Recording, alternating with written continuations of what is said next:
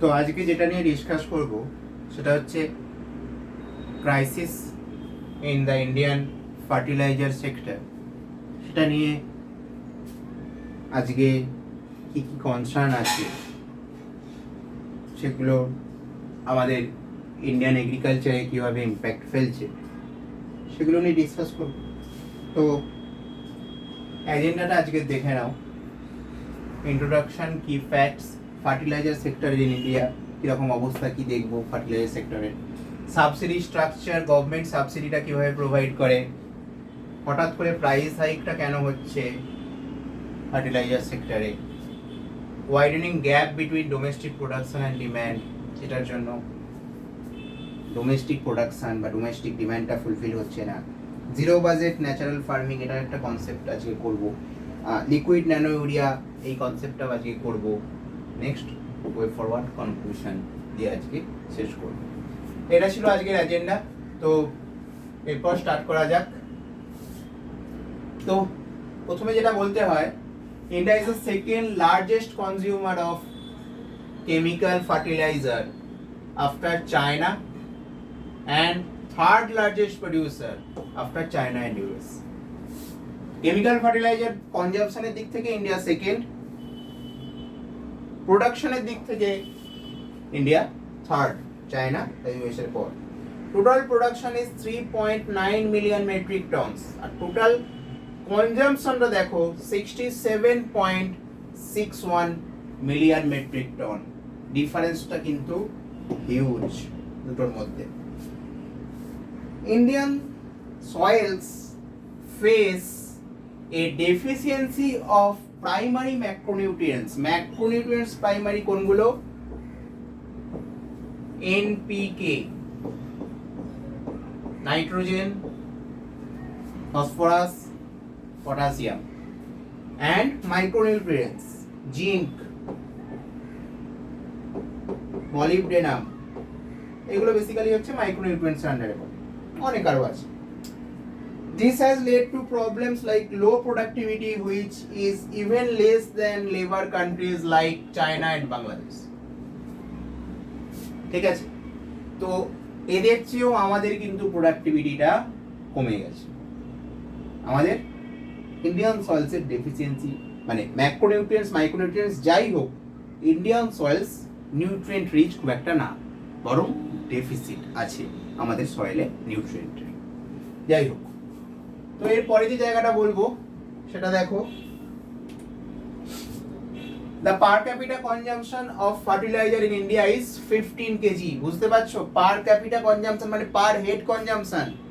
ইন্ডিয়াতে per head fertiliser consumption হচ্ছে 15 KG, which is around 2.4 times lower. In fact, it is 2.4 times lower.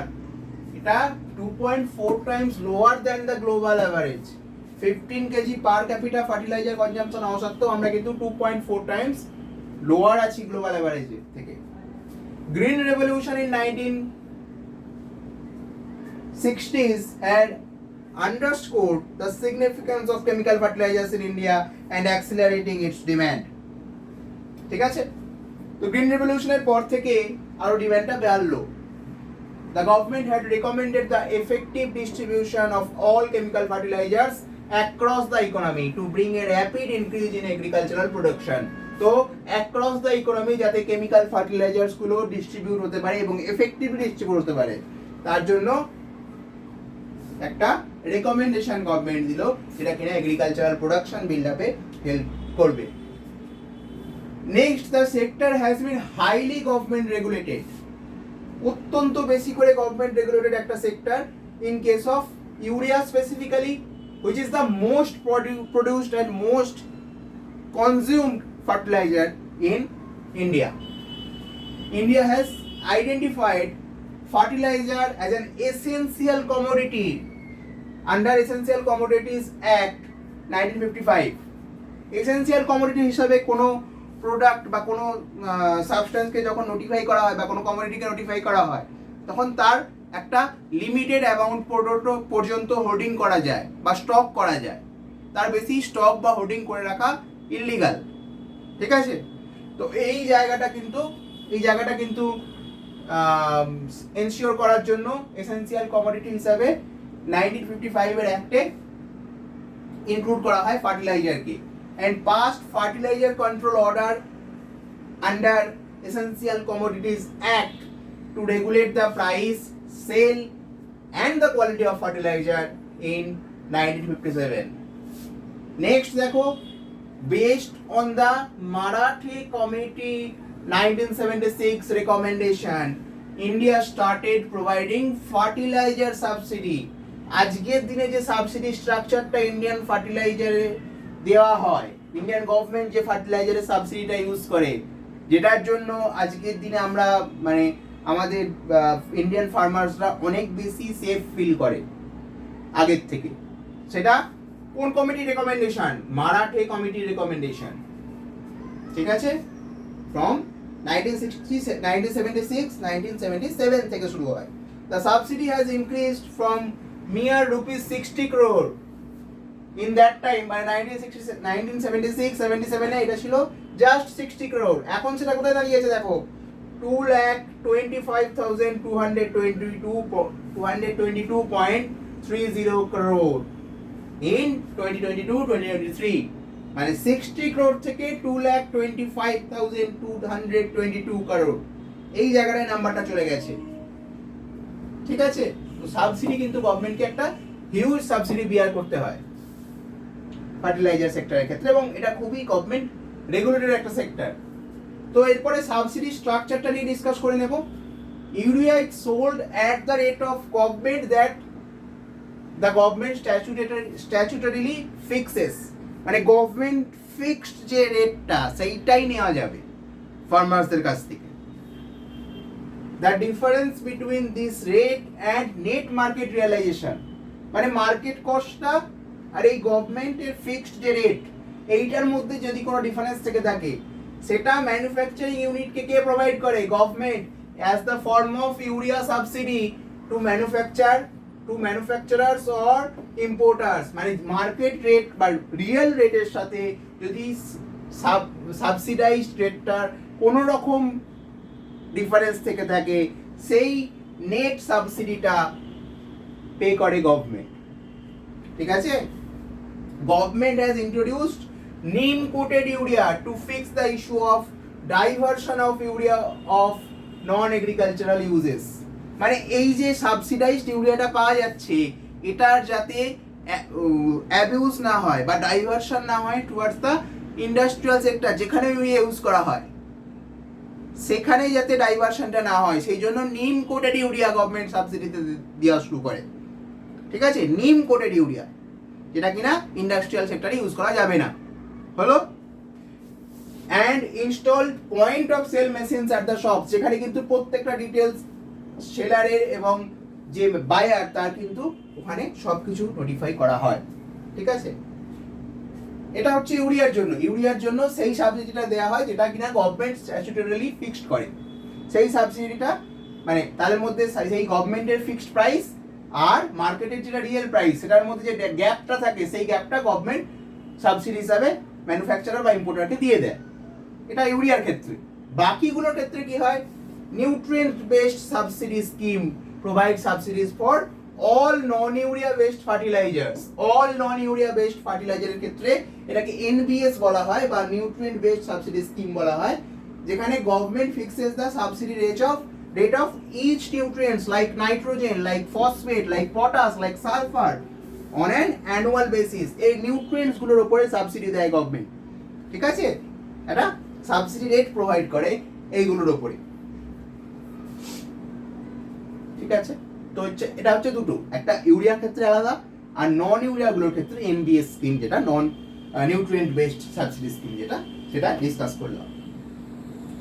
Next যেটা দেখো, price হাইকটা কেন হলো হঠাৎ করে? Small number of countries control the most production capacity for nitrogen, phosphate আর পটাশ, যেগুলো কিনা র মেটেরিয়ালস ওই সমস্ত কেমিক্যাল ফার্টিলাইজার বানানোর জন্য, সেইগুলো কিন্তু খুব স্মল নাম্বার অফ কান্ট্রি থেকেই আসে, তারাই production unit. Any change in action of major players in the international market leads to excess supply or demand, যে কোনো একটা বেড়ে যাবে। Excess supply or excess demand যে কোনো একটা যদি হয় তাহলে কিন্তু প্রাইসে ফ্লাকচুয়েশন হবে। ডিম্যান্ড যদি বেড়ে যায়, সাপ্লাই কম থাকে, তাহলে প্রাইস কিন্তু বাড়বে। সাপ্লাই যদি বেড়ে যায়, ডিম্যান্ড কমে গেল, তাহলে প্রাইস কিন্তু কমবে। এটা নর্মাল ইকোনমিক কনসেপ্ট। তো আজকের দিনে যেখানে জিওপলিটিক্সের একটা হিকাপ সিচুয়েশন চলছে বা একটা স্টেবিলিটি নেই, রাশিয়া ইউক্রেন ওয়ার থেকে শুরু করে যাই দেখো, চীন আর ইউএস এর মধ্যে একটা প্রবলেম চলছে অল দ্য টাইম। তো এই জায়গাগুলো থেকে কিন্তু এই স্মল নাম্বার অফ কান্ট্রিজগুলো অ্যাডভান্টেজ নিতে চাইছে। Higher cost of input for the production of various fertiliser products have bolstered the prices. মানে ইনপুট কস্টটা যেটা ফার্টিলাইজার্স ম্যানুফ্যাকচারার্স গুলোকে দিতে হচ্ছে, সেই ইনপুট কস্টটা কিন্তু খুব বেশি। ঠিক আছে? Reduced fertiliser availability in the domestic markets made several economies like China led to curbing export of fertilizers. আমি বললাম চায়না ইউএস এরা কিন্তু টপ 2 প্রোডিউসার অফ ফার্টিলাইজার্স। তাদের নিজেদেরই যখন ফার্টিলাইজারটা অ্যাভেলেবেল হচ্ছে না ডোমেস্টিক মার্কেটে, তখন তারা কি করবে? এক্সপোর্টটাকে ব্যান করবে, কার্ব করবে এক্সপোর্টটাকে। যেভাবে ইন্ডিয়া রিসেন্টলি রাইস এক্সপোর্টটা ব্যান করেছে বা রাইস এক্সপোর্টটাকে কার্ব করছে। India is one of the largest exporter of parboiled rice. ঠিক আছে? তো ইন্ডিয়া সেই জায়গাটা থেকে আজকে সরে এসছে। কারণটা কি? ডোমেস্টিক মার্কেটে শর্টেজ। সিম্পল, চায়নাও সেটা করছে ফার্টিলাইজারের ক্ষেত্রে। Imposition of economic sanctions by EU and US on Belarus. রাশিয়ার মতো বেলারুসের উপরেও কিন্তু ইকোনমিক স্যাংশন লাগানো হয়েছে। বেলারুস রাশিয়ার ক্লোজ অ্যালাই। ঠিক আছে? Which meets 1/5 of the world potash demand. মানে বেলারুস থেকে 1/5 of the world potash demand যেটা সেটা ফুলফিল হয়, যেটার জন্য কিন্তু আনসার্টেনটি একটা ক্রিয়েট হয়েছে পটাশ মার্কেটে। নেক্সট অবভিয়াসলি যে কজটাকে মানে একদম ইগনোর করা যায় না, সেটা হচ্ছে war between Russia and Ukraine has led to supply shortage, as former one is the large contributor in the fertilizer market. Russia কিন্তু একটা বড় কন্ট্রিবিউটর ফার্টিলাইজার মার্কেটে। যাই হোক, তো এইগুলো সবকটাই কিন্তু cause of price hike, international price যেটা সেটা কিন্তু বাড়ছে ফার্টিলাইজার সেক্টরে এই কারণগুলোর জন্য। যাই হোক, 5টা কারণের কথা বললাম এখানে। নেক্সট হচ্ছে ইম্প্যাক্টটা কিরকম পড়ছে আমাদের উপর, ইম্প্যাক্টটা কিরকম পড়ছে। এগ্রিকালচারাল ইমপ্লিকেশনটা দেখো। Even the purchasing power of farmers paying high prices is not affordable for them. আমাদের ইন্ডিয়াতে কিন্তু এগ্রিকালচারাল সেক্টরের সাথে যারা ইনভলভ, ফার্মার্সরা বা এগ্রিকালচারাল লেবার্সরা, তাদের কিন্তু সেই ইকোনমিক অ্যাফোর্ডেবিলিটি নেই যে তারা হাই প্রাইস পে করতে পারবে যেভাবে ইন্টারন্যাশনাল মার্কেটে প্রাইস বাড়ছে ফার্টিলাইজারের। ঠিক আছে? And only highly subsidized fertilizer like urea will negative the balanced nutrition. আর যদি শুধুমাত্র ইউরিয়া যেখানে কিনা হাইলি সাবসিডি দেওয়া হয় সেইখানে সেইটুকুই যদি ইউজ করা হয় অ্যাজ এ ফার্টিলাইজার, তাহলে কিন্তু আমাদের হেলথের ওপর, যারা কনজিউমার তাদের হেলথের ওপর কিন্তু একটা নেগেটিভলি এফেক্ট পড়বে। যাই হোক, ডোমেস্টিক ম্যানুফ্যাকচারিং ইন্ডাস্ট্রির ওপর কি ইম্প্যাক্ট পড়বে দেখো। Low demand from farmers due to high prices will effect the viability of the production of the non subsidized product. ঠিক আছে? যদি ফার্মার্সদের কাছ থেকে ডিমান্ডটা কমে যায় প্রাইস হাইকের জন্য, তাহলে নন সাবসিডাইজড প্রোডাকশনগুলোর অবভিয়াসলি প্রোডাকশন কমে যাবে। ফিসকাল সাস্টেনেবিলিটি অফ গভর্নমেন্টকে হাই একটা সাবসিডি বিয়ার করতে হচ্ছে। The sector which gets large amount of subsidies has always been criticized for deteriorating government's financial health. গভর্নমেন্টের ফাইন্যান্সিয়াল হেলথটা কন্টিনিউয়াসলি কিন্তু ডেটেরিয়েট করছে এই একটা কজের জন্য। কন্টিনিউয়াস সাবসিডি বার্ডেনটা বাড়াতে হচ্ছে গভর্নমেন্টের উপর। The hike in international prices will lead to greater subsidy burden on government. Subsidy বার্ডেনটা আরো বাড়বে। ঠিক আছে? সাবসিডি বাড়েন যত বাড়বে তত কিন্তু গভর্নমেন্টের ফাইন্যান্সিয়াল হেলথ গভর্নমেন্টের যে সমস্ত ডেফিসিটগুলো আছে, রেভিনিউ ডেফিসিট বা বাজেট ডেফিসিট যা যা আছে সেগুলোর উপরে আরো বেশি করে ইম্প্যাক্ট পড়বে। যাই হোক,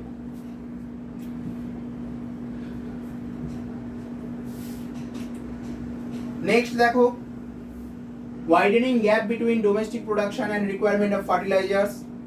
Although government provides feedstock to fertilizer manufacturers at a subsidized rate, there have been criticisms that the sector does not get required feedstocks like natural gas. এইগুলো কিন্তু তারা কমপ্লেন করছে, যারা ম্যানুফ্যাকচারার্স তারা কমপ্লেন করছে যে গভর্নমেন্ট যদিও ফিডস্টকটা যেগুলো রিকোয়ার্ড সেগুলো ম্যানুফ্যাকচারিং ইউনিটকে সাবসিডাইজড রেটে দিচ্ছে, কিন্তু তারা ন্যাচারাল গ্যাসের মতো রিকোয়ার্ড ফিডস্টক কিন্তু পাচ্ছে না সেভাবে। The prices of raw materials like phosphoric acid, rock phosphate and ammonia have increased over the last 12 months from November 2020। এগুলোর প্রাইস কিন্তু বাড়ছে।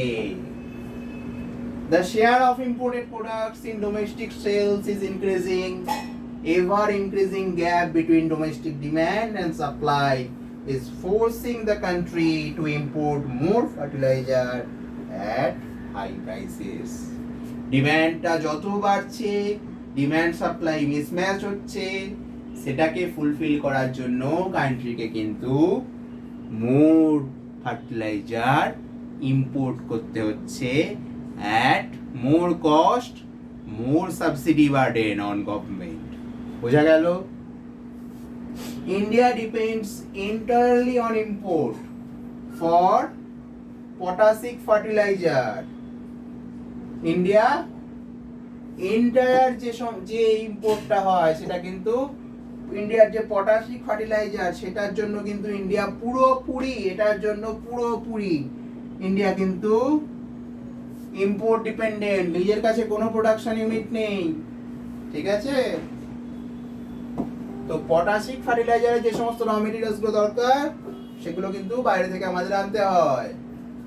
তো দেখো, India has been import dependent by 25% in urea. 25% of the total demands ইউরিয়ার কিন্তু import করতে হয়। 75% manufacture করা হয় ইন্ডিয়াতে, 25% ইম্পোর্ট ওরিয়েন্টেড। 90% ফসফেটিক ফার্টিলাইজার্স এর ডিমান্ড ফুলফিল হয় ইম্পোর্ট থেকে, আর 100% মানে ফুল ফসফেটিক যে ফার্টিলাইজার, ফুল পটাশিক যে ফার্টিলাইজারটা সেটা আমাদের ইম্পোর্ট করতে হয় বাইরে থেকে। ঠিক আছে? এটা annual report of department of fertiliser.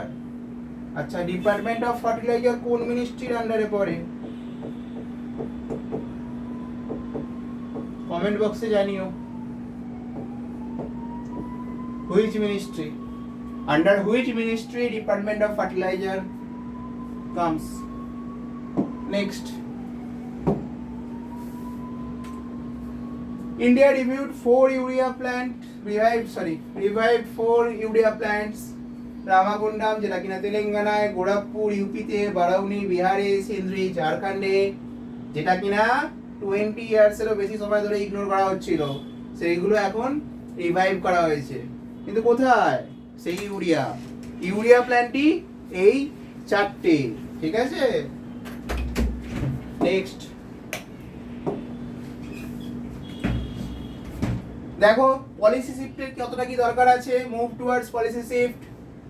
Government is stressing the need to move towards natural or organic farming to contain the subsidy.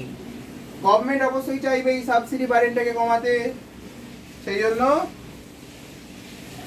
Tracing on the need to move towards the natural or organic farming.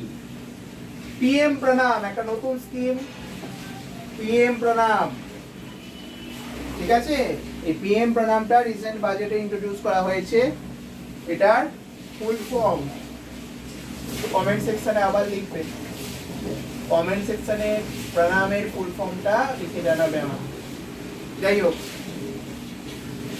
PM Pranam is recently announced to promote alternative fertilizers in all the states and duties and incentivize them in balanced use of chemical fertilizer. তো chemical ফার্টিলাইজারটা যাতে balanced use করা হয়, alternative fertiliser গুলোকে যত promote করা হয়, সেইটার জন্য এই পিএম প্রণাম স্কিমটা ইন্ট্রোডিউস করা হয়েছে বাজেটে। In this budget, government is trying to facilitate farmers to adopt natural farming to Bharatiya Prakitik Kheti Bio Input Resources Centers. তো এই যে ভারতীয় প্রাকৃতিক খেতি বায়ো ইনপুট রিসোর্স সেন্টার, এইটা থেকে বেসিক্যালি ন্যাচারাল ফার্মিং এর প্র্যাকটিসটা যাতে ছড়ায় ফার্মারদের মধ্যে, সেটার দিকে গভর্নমেন্ট টার্গেট করছে। At PM Kisan program on 1st January 2022, PM, the Honorable PM of India urged farmers to switch to the chemical-free method of agriculture. গভর্নমেন্টের মোটিভটা কি? সেই সাবসিডি বার্ডেনটা রিডিউস করা, ঠিক আছে? হিউজ একটা সাবসিডি দিতে হচ্ছে ফার্টিলাইজারে, কেমিক্যাল ফার্টিলাইজারের জায়গাটায়। নেক্সট দেখো, জিরো বাজেট ন্যাচারাল ফার্মিংটার দিকে আসবো। Zero budget natural farming, as the name implies, the method of farming where the cost of growing and harvesting plants is zero, মানে overall zero. Growing, harvesting, total cost overall zero হবে, সেটাই zero budget natural farming. যাই হোক, this means the farmers need not purchase fertilizers and pesticides in order to ensure the healthy growth of the crops. It is basically a natural farming technique that uses biological pesticides, মানে কোনো রকম chemical use হচ্ছে না, biological pesticide, and farmers use earthworms, cow dung, cow urine, plant waste, human excreta, and such biological fertilizers for crop protection. তো কোনো রকম chemical fertiliser, chemical pesticide কিন্তু use করা হচ্ছে না, ওটাই জিরো বাজেটে হয়ে যাচ্ছে বায়োলজিক্যাল পেস্টিসাইড, বায়োলজিক্যাল ফার্টিলাইজার্স গুলো ইউজ করে। It reduces farmers' investment. It also protects soil from degradation. Mulching বলে একটা প্র্যাকটিস আছে যেটা কিনা সয়েল ডিগ্রেড হওয়া থেকে প্রোটেক্ট করে। আসছি সেই জায়গাটায়।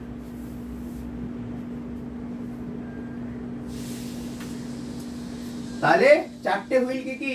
একটা হচ্ছে water vapour condensation for better soil moisture, যেটা মালচিং বলছিলাম, ঠিক আছে? এইটা বেসিক্যালি একটা থিন শীট দিয়ে কভার করে দেওয়া হয় আর্থটাকে, যাতে সয়েল ময়েশ্চারটা আর্থ ধরে রাখতে পারে, ঠিক আছে?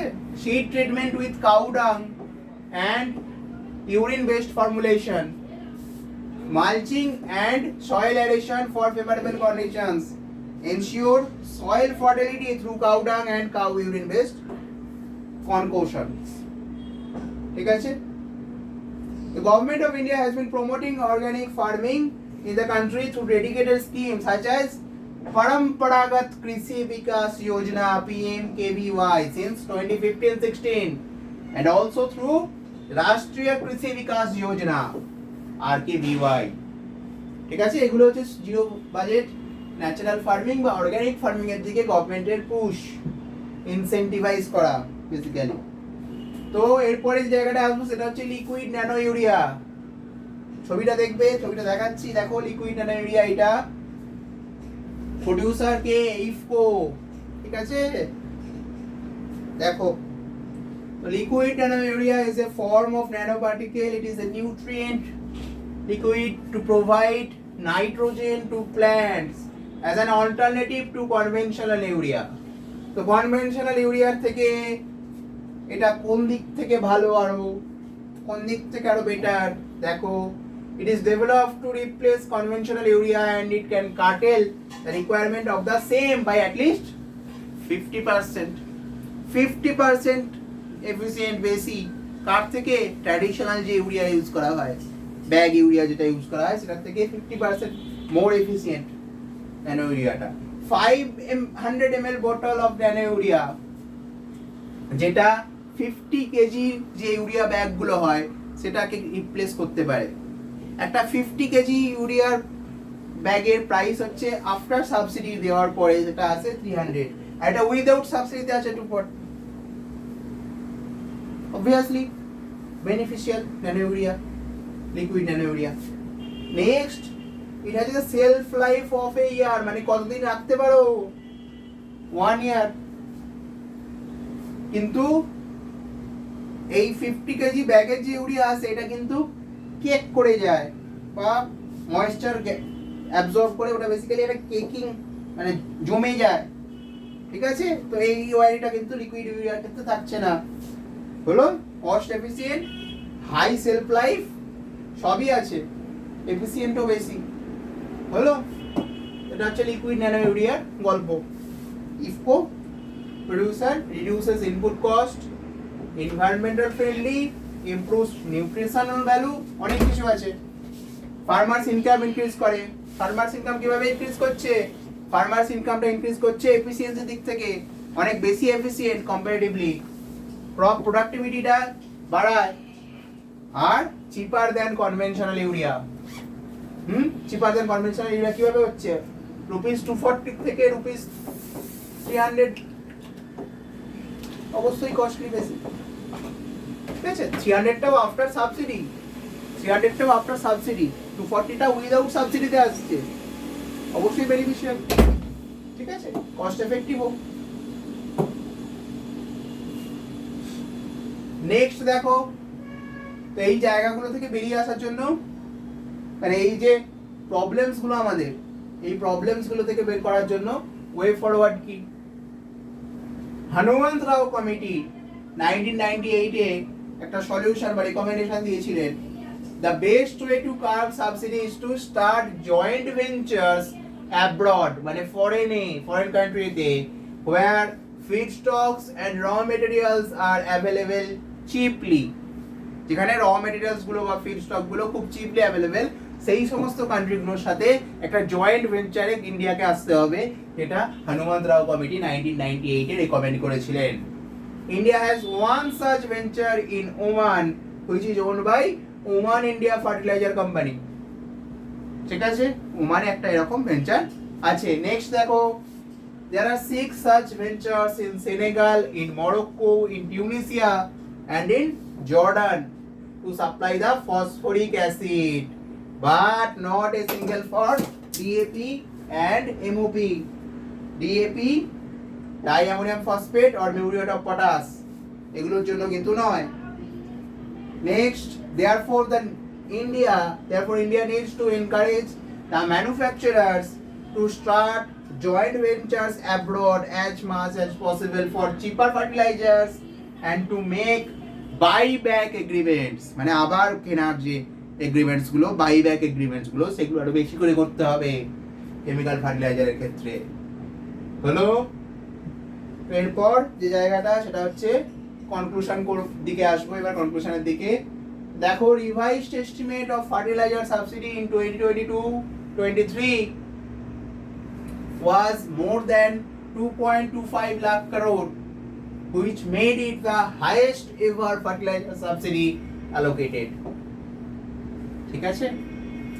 Although the government tried to maximize domestic production by hiking the monthly targeted production, মানে ডোমেস্টিক প্রোডাকশনটা গভর্নমেন্ট বারবার কিন্তু ম্যাক্সিমাম এফোর্ট দিচ্ছে তার জন্য, but the gap between domestic demands and production is widening because of the dependence on the imported raw materials and other feedstocks. এইগুলোর উপর যতক্ষণ ডিপেন্ডেন্সটা থাকছে ততক্ষণ কিন্তু এই প্রবলেমগুলো থেকেই যাচ্ছে, প্রবলেমগুলো থেকে কেউ বেরিয়ে আসতে পারছে না, ঠিক আছে?